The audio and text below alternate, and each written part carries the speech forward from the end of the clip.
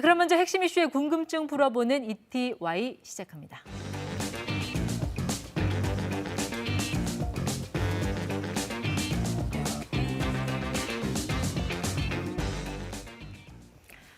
이름도 생소한 미국의 한 기업이 전 세계 증시를 뒤흔들고 있습니다. 게임스톱. 이 회사 주식을 둘러싼 개인 투자자와 헤지펀드 간의 전쟁 같은 공방 속에 우리 증시도 크게 출렁이는 모습인데요.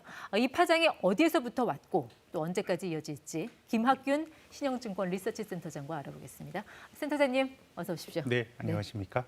자, 2월 첫날의 이 투자자들 마음과 1월 첫날의 마음 상당히 크게 다른 것 같아요. 정말 뭐 예상치 못한 돌발 변수였어요? 게임스톱. 그렇습니다. 네. 예, 그렇습니다. 도대체 뭐 하는 회사인가요? 요즘에야 게임을 하시는 분들이 휴대폰이나 PC를 가지고 하실 텐데요. 네. 예전에는 아마 게임기를 가지고 게임팩 같은 거 꽂아서 하셨던 기억 나시는 분들 계실 네. 겁니다.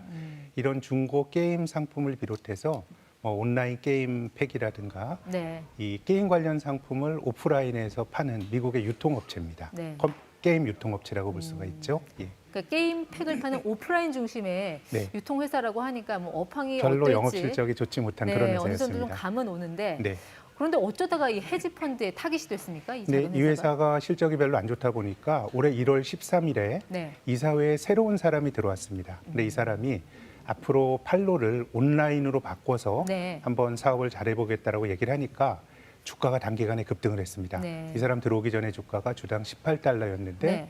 이 사람이 사업 계획을 발표하니까 43달러까지 100%가 넘게 올랐습니다. 네. 근데 공매도라고 하는 게 주가가 떨어질 때 돈을 버는 매매 기법이거든요. 네. 주식을 빌려서 팔고 낮은 가격에 되사는 건데 보통 이제 헤지 펀드가 많이 하는데 네. 게임스탑 주가가 18달러에서 43달러가 되니까 주가가 고평가됐다고 본 공매도 세력이 네. 들어오면서 게임스탑에 대해서 공매도를 시작을 했습니다.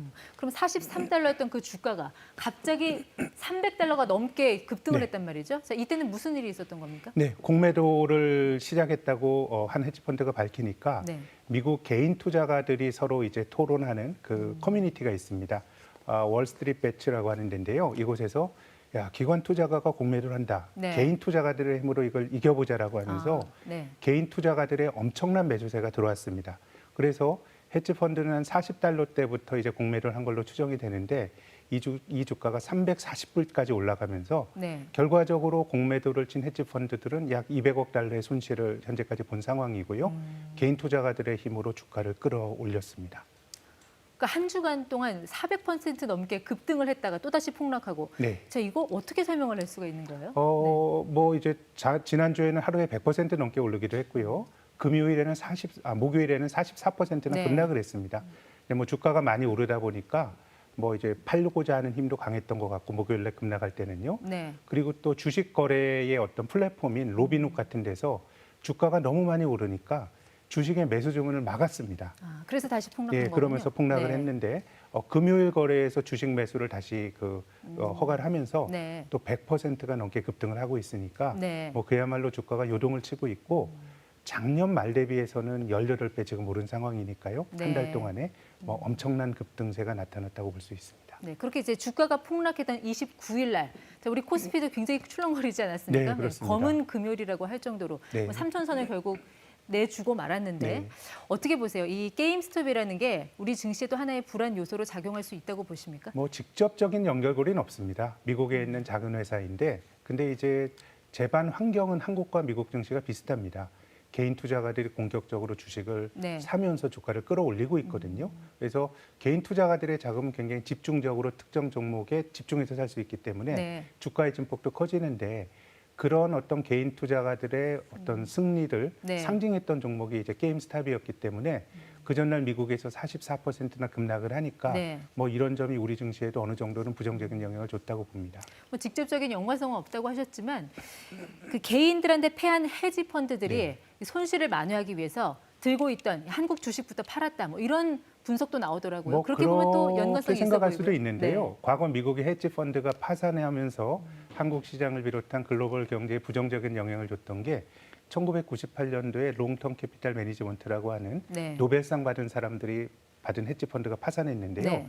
그 당시 손실 규모는 한 1조 달러였습니다. 1조 그 정도가 달러. 되면 영향을 주는데 이번에는 최고 손실 금액이 한 200억 달러이니까 22조. 네. 예, 뭐 그게 직접적인 영향을 줬다라고 말하기는 좀 힘들 것 같습니다. 그러니까 우리 개인 투자자들을 움직일 정도의 손실 규모는 아니었다. 그렇습니다. 뭐 그런 말씀이신 것 같은데. 네. 근데 이번 전쟁에 뭐 국내 개인 투자자들이 같이 참전을 했다는 얘기가 들려요. 네. 29일 기준으로 봤을 때 국내 투자자들 해외 주식 결제 금액.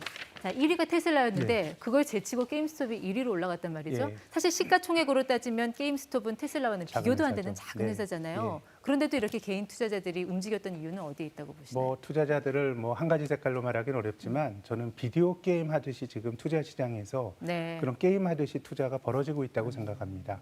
네. 주가가 굉장히 급등을 했는데 이 기업의 가치 이런 것들에 대한 진지한 논의는 별로 없는 것 같고요. 네. 뉴스가 전해지면서 주가가 급등락을 하니까 그 기회에 편승을 해서 좀 돈을 벌고자 하는 네. 욕구가 어떤 그 게임스탑에 대한 그 매수 확대로 귀결이 된 것 같습니다. 네. 조금 조급한 느낌이 좀 조급한 드네요. 느낌. 네.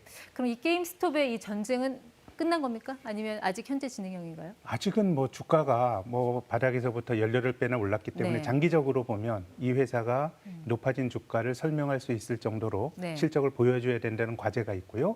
그래서 두 번- 공매도 세력들이 뭐 반격을 준비하고 있다 뭐 이런 소문도 네, 있더라고요. 여전히 진행 중입니다. 공매도를 하게 되면 신고를 해야 되거든요. 네. 근데 지금까지 공매도 들어갔던 자금의 한 9% 정도만 청산을 하고 나왔기 때문에 네. 여전히 공매도 포지션을 잡고 있는 헤지펀드는 많기 때문에 개인 투자가와 네. 헤지펀드의 게임은 여전히 저는 진행형이라고 생각합니다. 근데 잠시 뒤면 또 이제 미국 시장도 개장을 할 텐데 네.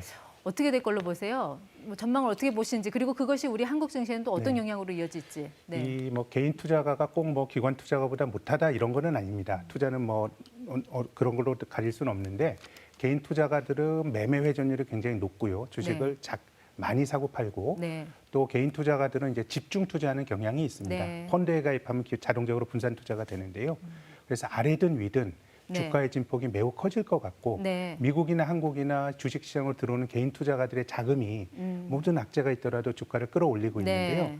1월에 직접 투자 시장으로 들어온 돈이 24조 원입니다. 옛날엔 월간으로 한 5조 원 들어오면 사상 네. 최고치 했는데 정말 말도 안 되는 돈이 이제 들어오고 네. 있기 때문에 돈이 들어오면 그 돈의 힘으로 계속 올라갈 수가 있는 건데 네.